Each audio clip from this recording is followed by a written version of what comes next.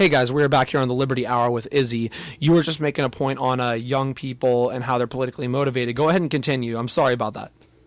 And it's just so frustrating with the fact that, I hate to be one of those students that, when you ask the question of, well, professor, what do we do about it? And they point to you and say, well, you're the future, and that always makes me angry. But at the same point, if we're the future and we're what's going to do something about whatever problem, then why aren't our opinions valid? Right. Why not just because we are high school students or we are college students, our points aren't invalid? And I think that that's just a matter of generations not willing to understand each other. I think that there's sadly just as much ageism, if not more, than racism or sexism out there in America. I think ageism is something that is very prominent that's never talked about. And I think on even just like a microscopic level, I think ageism is such a prominent thing we face right now because, like the other a couple months ago, one of our old friends from high school was having a birthday party, and he was still in high school, and so a bunch of his friends he brought over a bunch of his friends, and a couple of our friends from our graduating class were there, and all of these students, except a couple of us, they were Generation Z, so they weren't millennials, they were Generation Z, and they would speak to me, and I had no idea what they were talking about, even though we are 2-3 years apart.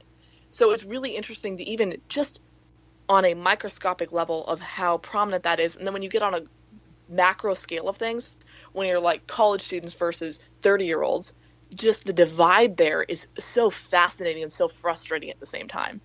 No, exactly. And I don't know who's to be at fault at that. I would like to say it's both sides, honestly. Oh yeah, but it just sucks that we can't seem to come together when it comes to that kind of stuff. Speaking of some of the students at the school, one of the most prominent ones we've seen online talking about everything and voicing his opinion is David Hogg. And that's where a lot of the conspiracy theorists have basically pointed to, saying that there was a video of him from California and now he's in Florida, even though they failed to realize that he just spent the summer in California because he has some family over there and moved back to Florida. And there was actually a video taken by one of the students at Parkland High School, or at the high school in Parkland, that showed the yearbook, and it showed David Hogg in there, and I believe he's a junior. One of his tweets, though, the thing is, I liked this kid in the beginning. I liked his heart. And then I realized that this kid, personally, in my opinion, he just doesn't know shit. I'm sorry. So this is something that he tweeted out over last week. He's basically been talking about a lot of companies that are still partnering with the NRA, and he's saying boycott, for example, boycott FedEx. So this is one of his tweets. So how else should we pressure FedEx to end their relationship with the NRA? Same question for Amazon. Also, I've been trying to cancel my Prime membership along with everyone else that doesn't want to support NRA TV. How should we go about that? And my thing is, like, you gotta understand that there's a difference between advocating for actual policy when it comes to guns, which makes sense, versus talking about companies who are partnered mainly because they respect the Second Amendment. Yeah. And I don't think that this kid understands that. And he's just been talking about that all week, about FedEx, and saying, I'm going to switch to UPS. We should all do that. At the same time, I respect these kids and voicing their opinion. When it comes to saying, what we should be doing, why should we trust this kid? Why should we be forced to do everything that this kid's telling us to do? Who the heck is this kid? At the same time, I respect this kid, and all these people should be able to respect their opinions, and I think it should be valued. But at the same time, if you're getting to the point where you're telling people, what they should do and stuff like that, piss off. Oh, I'm sorry. Absolutely. And quite frankly, what the kid doesn't realize, and when he actually looks into it a little more, what he will realize is businesses are partnered with each other because a lot of the times they have trademark overlaps. Yeah. So there's not, on just a base level, and for FedEx, they have to be partnered because sometimes they deliver their property. I mean, there's basic level things here that are happening that aren't political. They are literally just business and how the market works. Right. Well, not to put so much crap onto some people, but I don't think a lot of people actually take the time to understand the market, nor do they care. No. And honestly, and that even goes back to the American education system, because economics isn't even taught. No, it's not. There's no way for people to really know that unless they actually do their research. And honestly, for me, the only reason I've done my research on that is because that's part of my major. I mean, you know what I mean? Like, that's just one of those things that it's, for a lot of people, that's not common sense. But people just don't do the research, and the education system hasn't given us the tools to figure that kind of stuff out. Or to even tell us. Well, and it's another thing, too, when it comes to understanding government and stuff like that. I mean, how many people who, want gun control, even though, like I said, I might agree with certain points that they make, how many of them can actually say what the Second Amendment states? Yep. Like, I doubt very many actually can. In fact, in one of my college classes earlier this week, he said, why should we still let a document that is 250 plus years old dictate how we live our lives? And I said, because it gives us an identity, and it's who we are. It's how we were founded as a country. I mean, you go find another country that was founded the same way we were. I'm sorry, you're not going to find that. We were founded on a revolution against government to where we could actually represent the people. And let's face, what he needs to realize is the fact that our Constitution has survived, 250 years, that is almost unheard of. Yeah. I mean, 230 years, whatever. 234, 37, something along those lines. I mean, you see countries like, think of Turkey. I think 2 years ago, you wake up, you go to sleep one night, you have one regime, and you wake up to another regime the next morning. That was 2015. That was one of my friends was living in Turkey and went to sleep, had one regime, woke up to another regime. I mean, what our country is founded upon is such a miraculous and powerful thing. The fact that the ignorance to think of it's dictating our lives, I'm sorry. Yeah, no, I agree. I think it's ridiculous. I think it's something that shows that, people aren't taught how this works. No, they're just not taught they that. Aren't. On to another issue in terms of this whole gun thing. There's so many stories that have come out in the last week or two. This was from, 2 days ago? No, this was yesterday. A Georgia teacher accused of firing a handgun in his classroom Wednesday had 3 rifles taken away from him after setting the family car ablaze at his home 2 years ago, a sheriff's report stated. So yesterday, at Dalton High School, basically one of the teachers just fired a gun in a room. I don't know why he did it. I don't know if anybody does. Basically, from today, the story is saying that authorities responsible for protecting the school where Jesse Randall Davidson worked said they were not aware of the episode until this week. Davidson was taken to the hospital for a mental evaluation, and his rifles were seized after he torched his car on August 13th, 2016. The report also showed Davidson has been hospitalized at least 3 times in recent years as people worried about his state of mind. He previously told police that he hired hitmen. That comes from a report that is coming out of Fox News.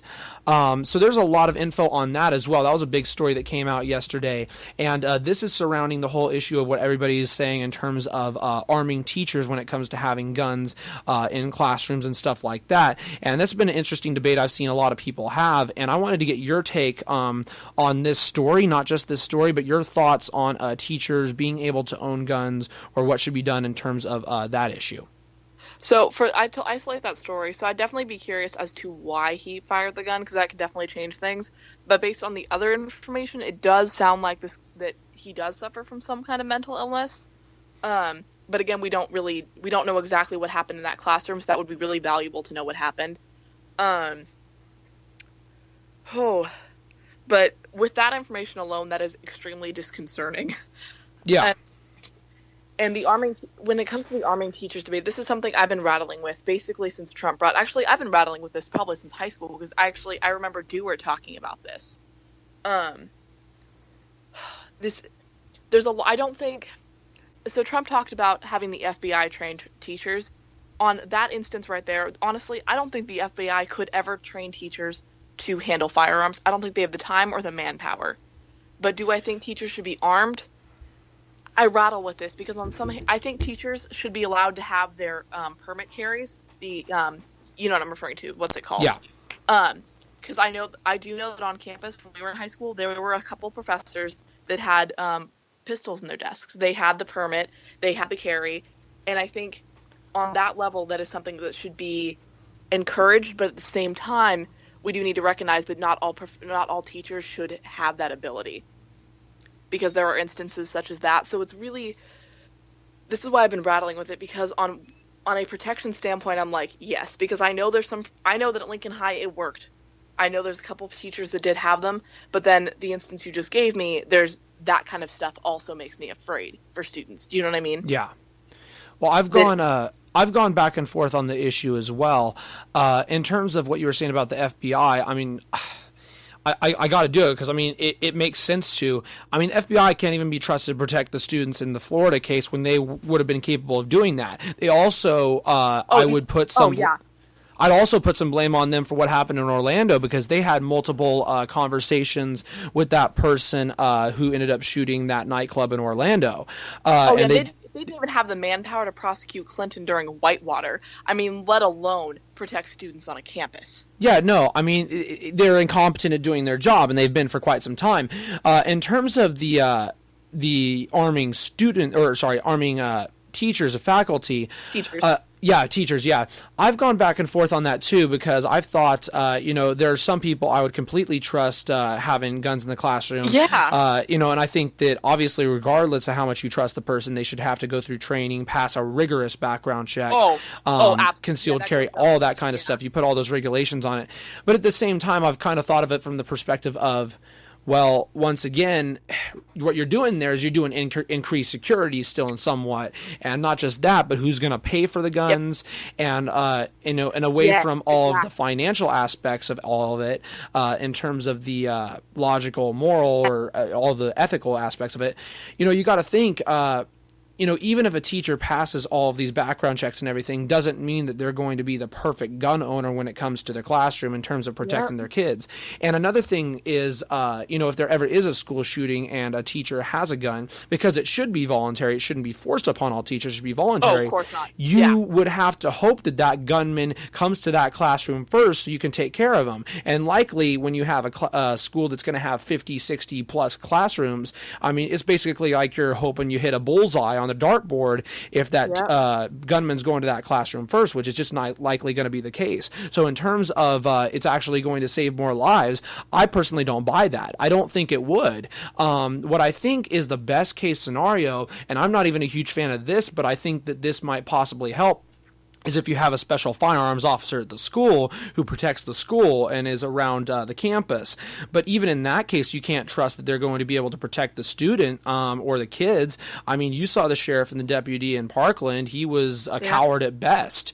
And so I hate to say this because people aren't going to like this answer, but it's probably the most reasonable answer I can give. I don't know if we can prevent these shootings. I don't know if we can. Honestly, I don't think we can either. The only thing you can do is you can hope that the government does its job, but they're not going to do their job. So what you have to do is you have to be able to have more relationships in the community so you can actually get to know people better, so you can build and establish relationships to create more safety. I think that's the best thing you can do.